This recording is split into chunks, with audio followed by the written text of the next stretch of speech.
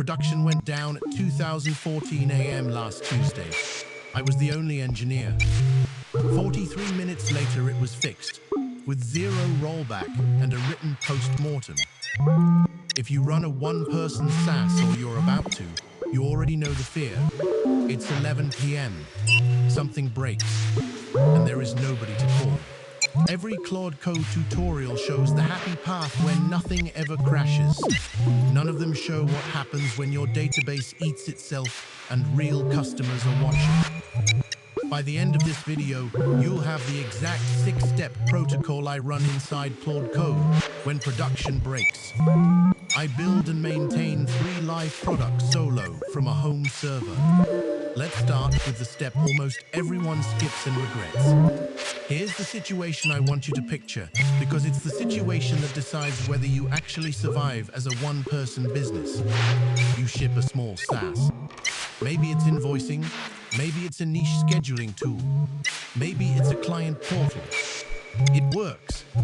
People pay you, and then at some random hour, your phone buzzes. An email failed. A webhook is 500 in. A user is in your inbox saying their data looks wrong. You open the laptop, and now it's just you, a terminal, and a panic that grows every minute you don't have an answer. The temptation is to open Claude Code, paste the error, and say, "Fix this." Don't. That is exactly how a small incident becomes a big one. I've watched Claude Code, used wrong, confidently drop a migration, overwrite a config, or quietly mask the real bug with a patch on top of a patch. So the protocol I'm about to walk you through exists for one reason: to keep the speed of an AI coding agent without giving it the keys to make a bad night worse. Step 1 is what I call the snapshot. Before I let Claude Code read a single line of code, I run a custom / command called /incident. All it does is freeze the scene. It dumps the last 200 lines of application logs, the last 10 Git commits across the affected repo, the current environment variables minus the secrets, the database migration state, and the output of a basic health check against my main endpoint. All of that gets written into a time-stamped folder under incidents. Why does this matter? Because in 45 minutes when you've made changes, you will not remember what the system looked like at minute 0.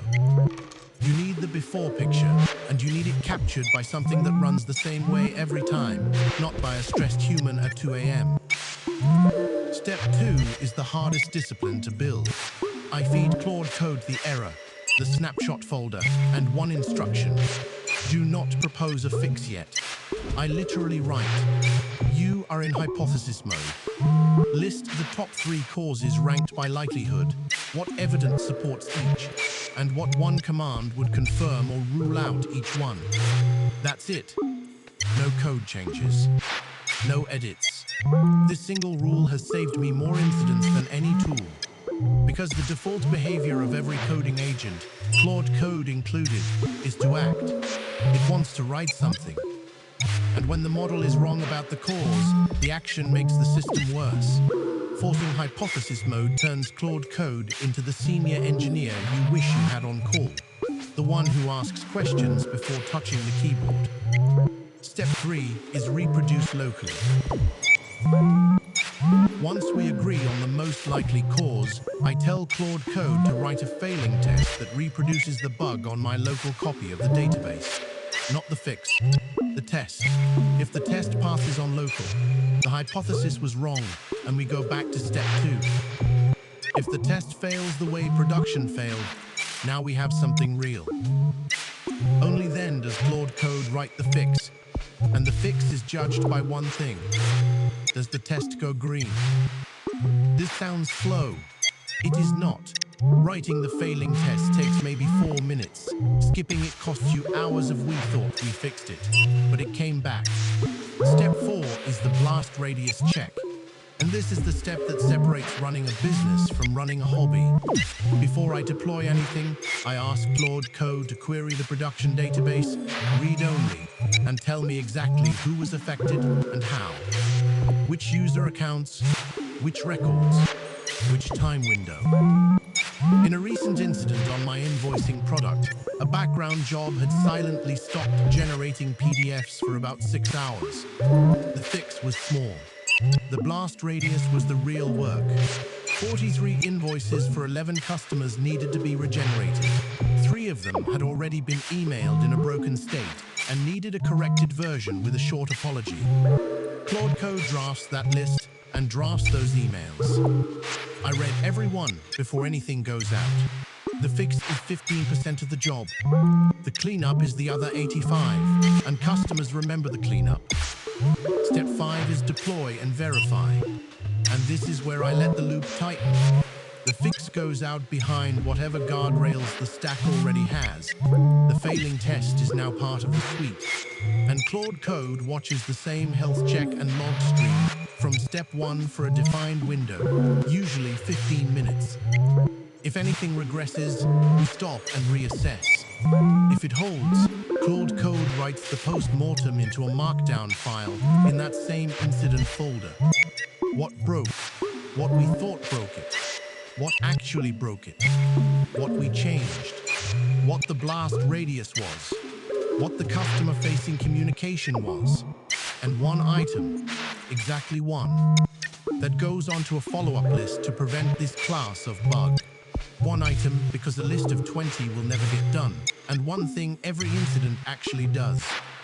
Step 6 is the guardrails, the list of things I refuse to let Claude Code do during an incident, and these live in a CLAUDE.md file at the root of every project. No destructive database operations without an explicit human-typed confirmation. No force push, ever. No edits to migration files that have already shipped. Only new migrations on top. No changes to authentication or billing code during an incident window. That work waits for daylight. No deleting log files or incident folders. These rules exist because at 2 a.m. your judgment is worse than usual. And the model's confidence is exactly the same as always. And that mismatch is where solo founders lose data. The protocol works. Across the last 90 days on my invoicing product, I've had 3 production incidents. Each one resolved solo. Average resolution 41 minutes. Average around 12 prompts to Claude Code per incident. 0 rollbacks. 0 data loss. And a written post-mortem for every one. That is not because I'm a better engineer than you. It's because the protocol does the thinking that a panicked human at 2 a.m. cannot. If you're going to run a one-person business on top of code you wrote with an AI agent, you do not need a 4-hour course on how to build the happy path. You need a 1-page protocol for the night it breaks. This is mine. The /incident command, the post-mortem template, and the guardrail CLAUDE.md file I just described are on the resources page at BizflowAI.io. Clone them into your project before you need them, not during the incident. While you're here, hit subscribe and ring the bell so the next breakdown finds you instead of you hunting for it. And if you're running a real workflow you want automated or hardened the way I just showed, book a free 30-minute discovery call at BizflowAI.io and we'll map it out together.